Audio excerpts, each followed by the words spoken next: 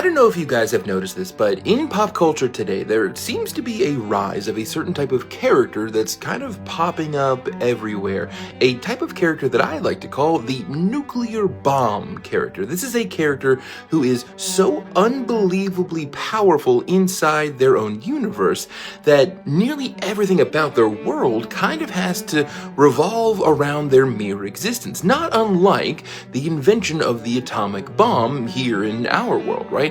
So the best example that I have of this is Satoru Gojo from Jujutsu Kaisen, right? So Satoru Gojo is so unbelievably powerful in the world that not only does the narrator, spend a lot of time glazing him up, but every decision that the antagonists make has to revolve around Satoru Gojo's mere existence, right?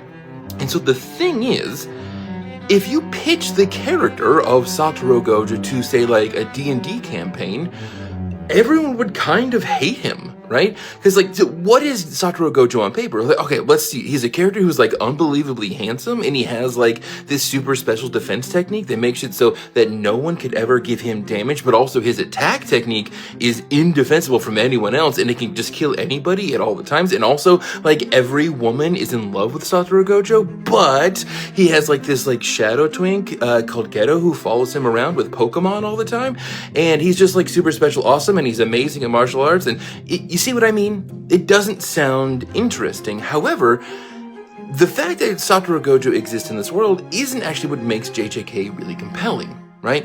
It's how the antagonists solve the problem around Satoru Gojo. So, Geto in the universe of JJK has to, emotionally manipulate him. He has to use human shields. He has to do this, that, and the other thing just to kind of get Satoru to sit in one place long enough to get him into this super special MacGuffin prison dimension, right?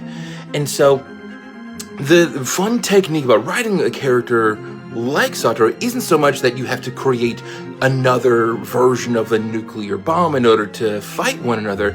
It's maneuvering around them, right? So if we're using a nuclear bomb metaphor, this is changing the electronics inside the bomb to make them unusable. This is making sure that nobody around a nuke can actually push the button and set it off, that kind of a thing.